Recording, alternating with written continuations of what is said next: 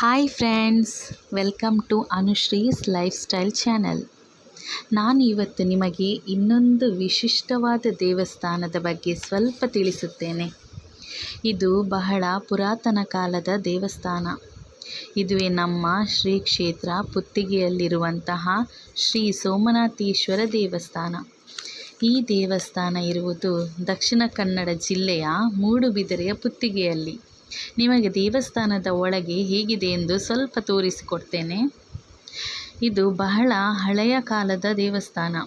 ಇತ್ತೀಚೆಗಷ್ಟೇ ಬ್ರಹ್ಮಕಲಶ ಬಹಳ ವಿಜೃಂಭಣೆಯಿಂದ ನಡೆದಿದೆ.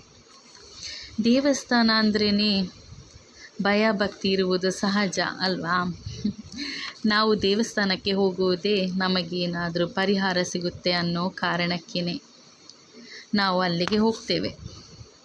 ನಾವು ಎಷ್ಟೇ ಬ್ಯುಸಿ ಲೈಫಲ್ಲಿ ಇರಲಿ, ಎಷ್ಟೇ ಫ್ಯಾಷನೇಬಲ್ ಲೈಫಲ್ಲಿರಲಿ, ಕೊನೆಗೆ ಮನುಷ್ಯ ಎಲ್ಲಿಗೆ ಹೋಗ್ತಾನೆ ಅಂದರೆ ದೇವರ ಮೊರೆಗೆ ಹೋಗ್ತಾನೆ.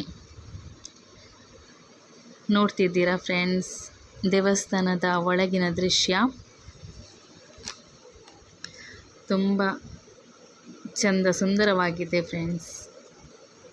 ಒಮ್ಮೆ ಬಂದು ಭೇಟಿ ನೀಡಿ. Thank you for watching.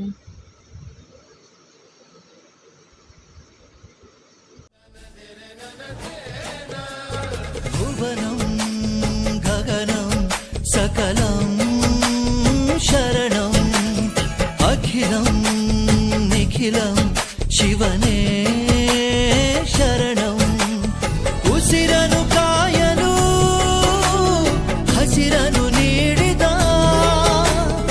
ಇರುಳನು ನೀಗಲು ಹಗಲನು ನೀಡಿದ, ಶರಣು ಎನಲು ಇವನು ಒಲಿದು ಬರುವ, ಎದುರು ನಿಲ್ಲಲು ಇವನು ಮುನಿದೆ ಬಿಡುವ. ಭುವನಂ ಗಗನಂ ಸಕಲಂ ಶರಣಂ ಅಖಿಲಂ ನಿಖಿಲಂ ಶಿವನೇ ಶರಣಂ.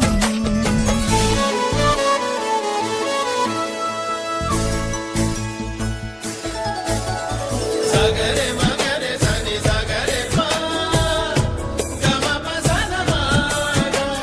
ಸಗರೆ ಮಗರೆ ಸನಿ ಸಗರೆ ಪಾ ಗಮ ಪಸನ ಮನಪ ಗಮ ಮಗರೆ ಸನಿ ಪಾ.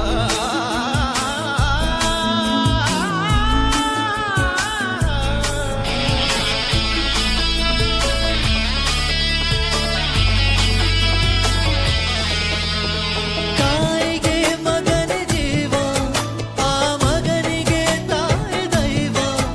ಇಲ್ಲಿ ತ್ಯಾಗ ಪ್ರೀತಿಯ ಕರುಳಿನ ಬಂಧನೋ.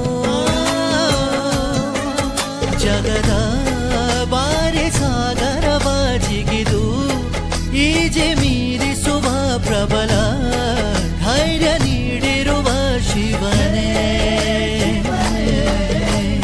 ಭುವನಂ ಗಗನಂ ಸಕಲಂ ಶರಣಂ ಅಖಿಲಂ ನಿಖಿಲಂ ಶಿವನೇ